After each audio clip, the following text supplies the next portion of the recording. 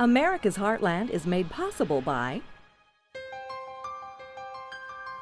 They make up a small part of our population, but have a huge impact on our lives. They take business risks few others would tolerate, all on our behalf.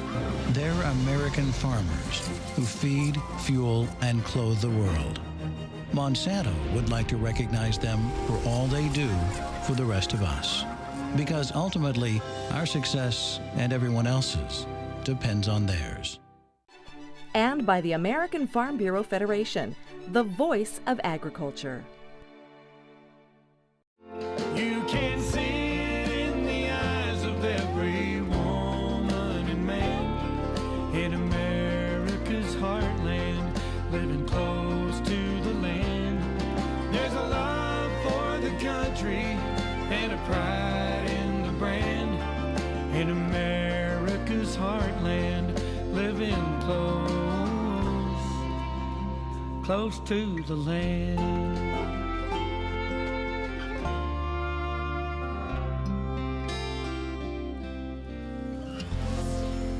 Hi, I'm Jason Schultz, and welcome to this special Earth Day edition of America's Heartland. You know, I've met farmers and ranch families all across the United States, and while each of them are unique, almost all of them have some very core things in common. They're hardworking, good business people, and most importantly, they have an abiding love of the land. As we celebrate Earth Day, we thought we'd share some of our favorite stories about people who are true environmental stewards. For them, it's more than just good business, it's what they believe in. We start in the Sunshine State of Florida. It's sunup and saddle up on this early spring morning. The cowboys of Adams Ranch are ready for another roundup. Morning. What you got? These are Florida cowboys. No vast open plains of the American West here. This range is dotted with palm trees, swampy ponds, and thickets of grasses and trees.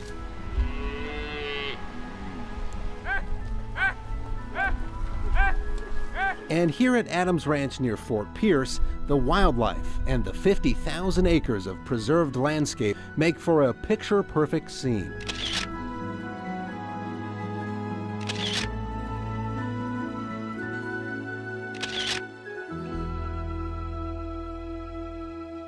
A scene not lost on the ranch's owner, Bud Adams. Visit the ranch and you'll likely find him with a camera in his hand. I'm out here checking on the cattle and to see that they have water, grass, and mineral. And invariably you see a lot of interesting things. You know, I was given an Argus 35mm camera in 1936, I think. It's a few years ago. That's a long time.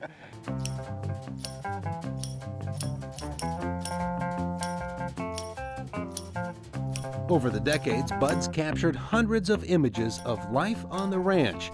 Well, I started working here 10 years old, so this is the 72nd year I've worked here. Back in those days, we had cross-state cattle drive, and we would have a bedroll and sleep on the ground. It was a hard life, but it was a good life.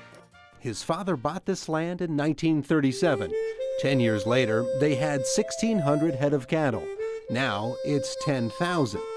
And throughout the years, Bud Adams has been there to create a visual record, first on film and now with his digital camera.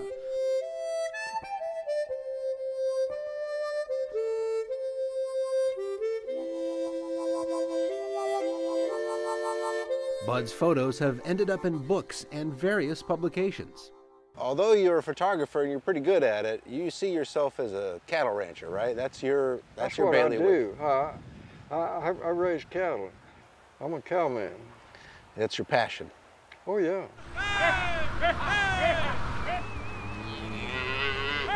That passion carries on to the next generation of the Adams family.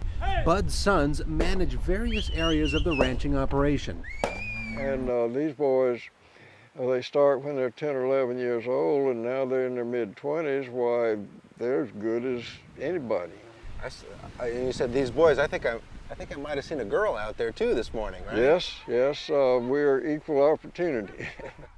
Bud points out that the beautiful ecology here is no accident. It's a balance of nature that has been managed by his family for decades. I'm sure you've had developers knocking on your door here for to put some homes here. That is a tremendous problem. With higher land values and a growing population, it will be very difficult to pass this on to the next generation.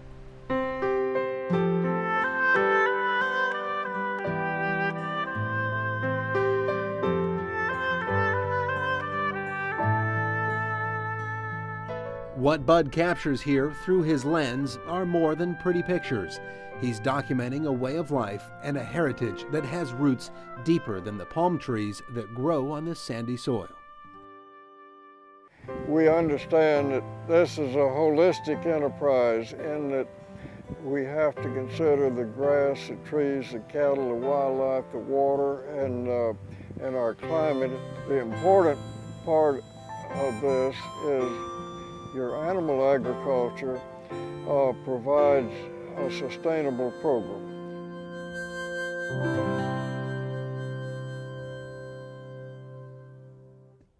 Concerns about global warming are on the rise, and most experts point to carbon dioxide as a major source of the problem. Well, it turns out that farmers have an important role to play by using some new methods that help keep carbon in the ground and not in the air. Sarah Gardner takes us to Kansas to learn more. Carbon is a natural element all around us. You'll find it in our air, our water, in animals, and plants. But carbon has become a central issue in the concern over global warming. In particular, CO2 or carbon dioxide created by combustion from petroleum, coal, and natural gas. There's many greenhouse gases, but that's the one that we know that is most widespread in terms of being emitted or being released into the air. Dr. Scott Stagenborg is an agronomy professor at Kansas State University. He says carbon dioxide is emitted by just about anything that generates energy, including power plants, automobiles, heating systems. When too much builds up in the atmosphere, heat reflected off the Earth's surface gets trapped in the ozone. So what does all this have to do with agriculture and the research taking place at Kansas State? Well, Scott, along with other researchers nationwide, is turning to American farmers to help address the issue of carbon in our air and in our soil. We do feel that farmers can have an impact on global warming. If they would adopt these practices widespread, if we could get this adopted across the whole U.S., across the whole world in mechanized agricultural areas, we could really have a big impact on greenhouse gases in the short term. One of those practices is no-till farming, leaving crop residue on the ground to decompose after harvest. If you remember your elementary science, plants capture carbon dioxide from the air and use it in their growth process. When their life cycle is over, that carbon breaks down into the soil. Left untilled, it stays there.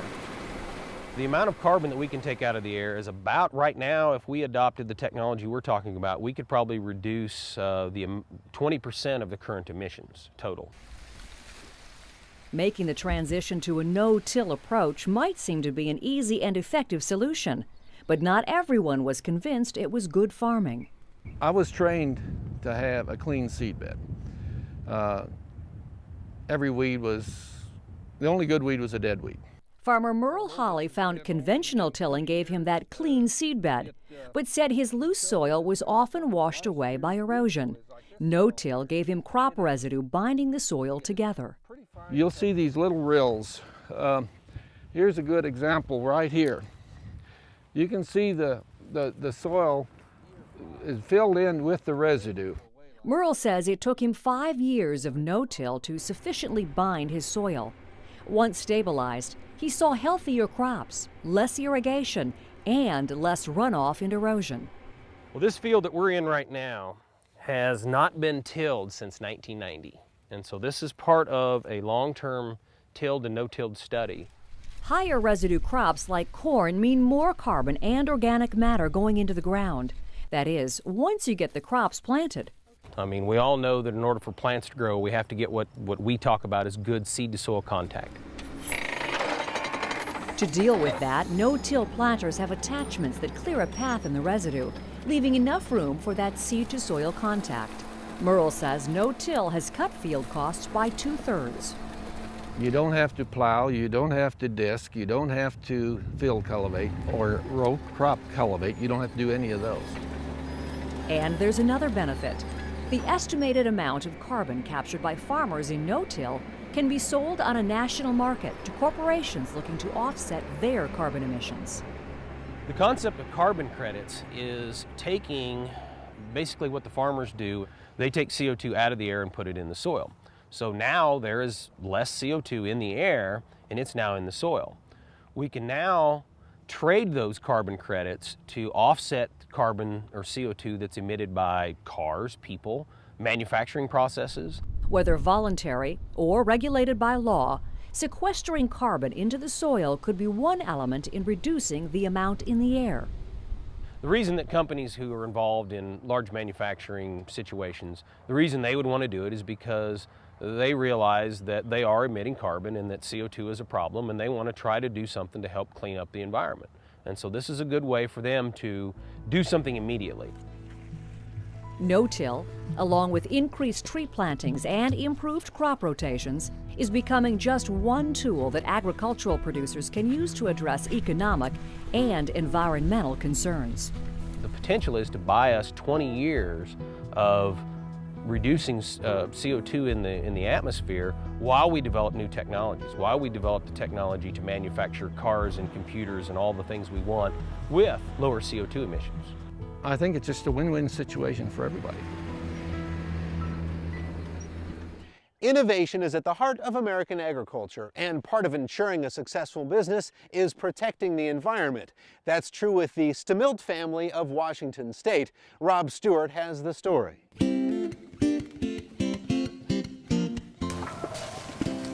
Cherry harvest time means reunion time at Stemilt Growers, one of America's largest fruit tree orchards, as workers return to bring in the fruit from these trees in central Washington State. If you like cherries, you've probably had some of these. Stemilt is the nation's largest shipper of these delicious delights, and in the midst of harvesting 150 tons of cherries from thousands of trees, the focus today is on family roots and a hill steeped in family history. We're standing and walking down Stemilt Hill. Right, this is Stemilt Hill. What does that mean? It's an Indian word for foothills. And this is where the history of Stemilt orchards has unfolded. It's true.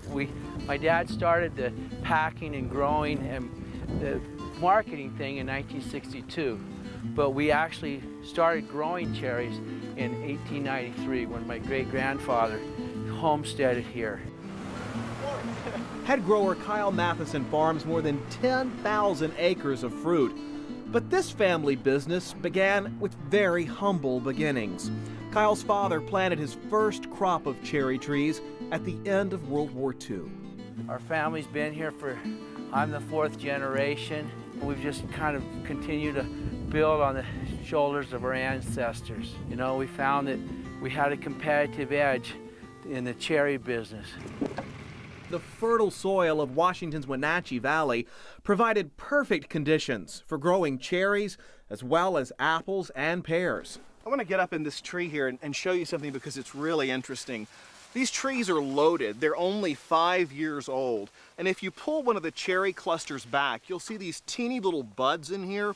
That's actually next year's crop. This crop is being picked today, and this will be on somebody's table within 2 days. Oh, those beautiful cherries God's given us. Oh, they're like Mother Nature kissing him with sweetness. The success of the Stemilt fruit shipping business began with Kyle's father, Tom, a gutsy grower and a farming pioneer whose innovations changed an entire industry. In 1958, I got my returns from the co-op, and I had a total credit of $88 for my crop, and so I was really upset. So I come up with a plan to improve the product, the handling of it especially. And that plan is alive today on this orchard. Yeah, in that orchard. And I'll have to say, most of that plan has been adopted by the whole industry. Tom's plan? An innovative method for processing that chills the fruit and preserves its freshness as it moves from the orchard to your kitchen. As you can see, these are much larger and much smaller. Tom's grandson Tate returned home from Los Angeles to help run the family business. He operates one of the farm's processing plants, line after line filled with cherries and apples. Got to talk about the stickers. Yeah, of course. These stickers are something that your grandfather came up with. He felt that the apples were going to become a commodity. So he wanted to distinguish his apples and put his name on it, you know, that these were grown on Stemelt Hill. So we started doing it in the 80s, and I guess it always stuck. That's not all that stuck. Tom's industry standards fill this place, from a machine that sizes cherries to bagging and selling cherries in plastic bags. Tom was the first. Back at Stemelt Hill, the orchard is being protected by a professional falconer to scare away birds that damage the fruit. Each day, he sends his birds soaring over the land with the same protective spirit inspired by Tom Matheson. And just down the hill, how's the compost going? Tate's brother-in-law, Robin Graham, runs Stemelt's composting facility. That's not dust you're seeing, it's steam from the 170-degree baking compost filled with apple cores and cherry pits. It's used throughout the orchard and on the 1,000 acres of organics, something Tom Matheson began doing 15 years before organic was the buzz. When you're farming, you got to look at the whole tree and kind of including the soil and the environment in which it grows. And kind of like the human body, you don't want to treat just the symptoms. You know, we just took a look at the compost pile, and that really highlights that you have to build the environment in which the tree grows. As for the highlight of Tom Matheson's life, it's his history and heritage. And the baby's name is going to be? Thomas Kyle. Thomas Kyle after, yeah, DK. I don't dwell on the fact that what's developed. I just feel a feeling of thankfulness more than anything else, and appreciation to the Lord and what He provided us. Whether or not to return to the land after college is a question faced by many young people who grew up in agriculture all over the United States. And one young woman who grew up on a Colorado ranch decided early on that she wanted to return to the land herself, and she's also using her experience to help other young ranchers get their start.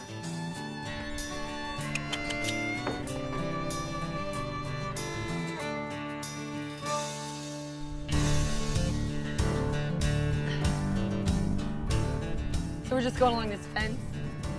Yeah, there's 193 of them. The Call of the West. Made famous on page and screen. For some, the lure of ranch life is as strong today as it was when settlers crossed these plains. For the Johnson family of southeast Colorado, it's a desire to return to the land. Meet Jen Johnson, her brothers Will, Miles, and Charlie. On any given day, you might find them rounding up cattle on their family's 20,000-acre ranch. They do it the same way their ancestors did more than 100 years ago on this same ground. I think this is a really special place, and for me, you know, it's just 5 generations of history. You know, this is what my childhood is all about. Hers may not be the first image that comes to mind when you think of rough and ready ranching, but the reins fit just as snugly in her hands as they do in her younger brother's. I'm not in a family where women have been delegated to the kitchen and making sure that when all the boys come in for lunch, there's a hot meal. You know, I've been one of the boys, and that's always the way it's been in my family. And I know I'm very lucky to have been in an environment like that. Her work on the ranch today comes in between receiving a degree from Princeton and grad school. It might not make sense to some, the idea of returning to a place where the neighbor's house isn't even on the horizon and the closest gourmet coffee shop is 63 miles away. There are a lot of things you can do with an Ivy League education, right? There are. I have friends all over the world doing fascinating things, important things. But honestly, I don't think there's anything more important that I could do than to use, what I've been blessed with as a background, as well as my education and experience, than to be part of agriculture and be part of ranching. Jen's commitment to agriculture also brings a new and slightly unorthodox approach. She's developing innovative land conservation and management programs with the Nature Conservancy, an environmental group that hasn't always been looked at favorably in the agriculture community. Frogard Ryan is the program's Eastern Colorado director.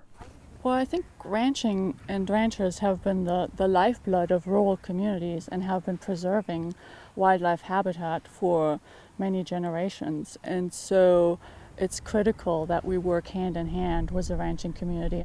My family for 100 years has been stewarding this land, and it's, our livelihood literally depends on the health of this land and how well we take care of it. Can the Nature Conservancy teach ranchers something? I think absolutely. Can ranchers teach the Nature Conservancy as well as the conservation community at large something? Absolutely. Her latest project, a program that pairs up young ranchers with innovative established ranchers to help get their start. Jen's father admits he was skeptical when he first learned about his daughter's plans with the Nature Conservancy, but in time he changed his views. They want to conserve this open space, and that's what we want to do. To make room for the future generations, if there's some tax credits we can use to do it, that just helps us do what we want to do. And the future generations here all intend to make ranching part of their lives. Jen's brother Will is back for the summer after getting his degree from the University of Pennsylvania. So it was quite the change coming from population 250 Kit Carson to the middle of Philadelphia. So I imagine you were a little bit of a culture shock for you there. there. It was a good time, but yeah, it took a little getting used to. Probably made some friends who weren't ranchers, I imagine, right? No, I looked for them, but in the school of 10,000, I, honest to God, never found one that was really a rancher. Get this one. Will intends to return after a career in the Marines. All of you, I guess at some point, will probably be back involved with this ranch again in a larger sense. What do you think it's going to look like out here? I'm pretty hopeful. I think we're getting some angles that come at agriculture that's not, the typical ag school and stuff. So I think, I don't want to sound too boastful and stuff, but I expect big things from us. A couple of Ivy Leaguers bringing fresh ideas and a healthy respect for history back to the ranch. I think somebody's going to win, somebody's going to be able to do this, and I think they'll have as good a chance as any kids to do it. I'm very proud to use my Ivy League education for this. I couldn't think of a better use for it.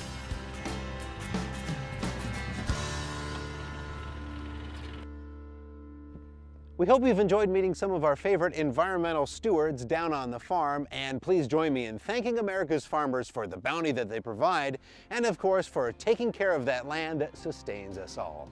We'll see you next time right here on America's Heartland. There's much more on America's Heartland at our website, including video on the stories from today's show. You can also give us your feedback. Just log on to americasheartland.org. America's Heartland is made possible by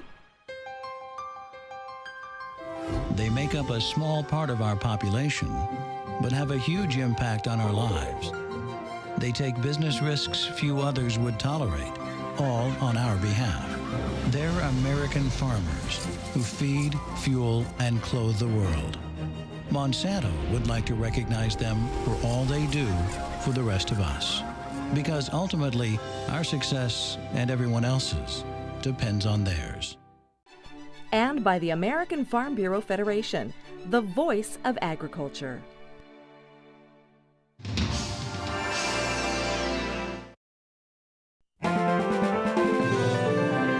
And while each of them are unique, almost all of them have some very core things in common. They're hardworking, good business people, and most importantly, they have an abiding love of the land.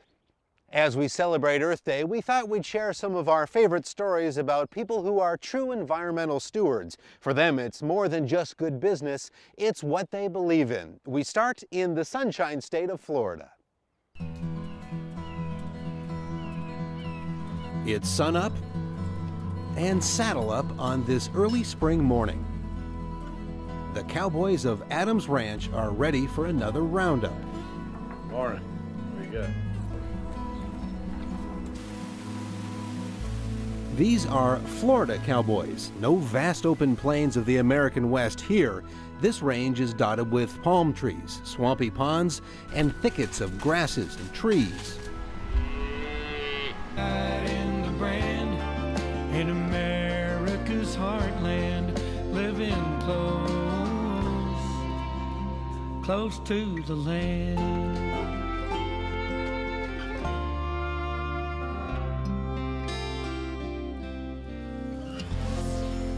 Hi, I'm Jason Schultz, and welcome to this special Earth Day edition of America's Heartland.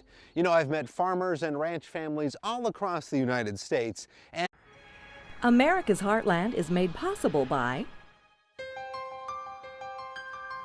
They make up a small part of our population, but have a huge impact on our lives. They take business risks few others would tolerate, all on our behalf. They're American farmers who feed, fuel, and clothe the world. Monsanto would like to recognize them for all they do for the rest of us. Because ultimately, our success and everyone else's depends on theirs. and by the American Farm Bureau Federation, the voice of agriculture.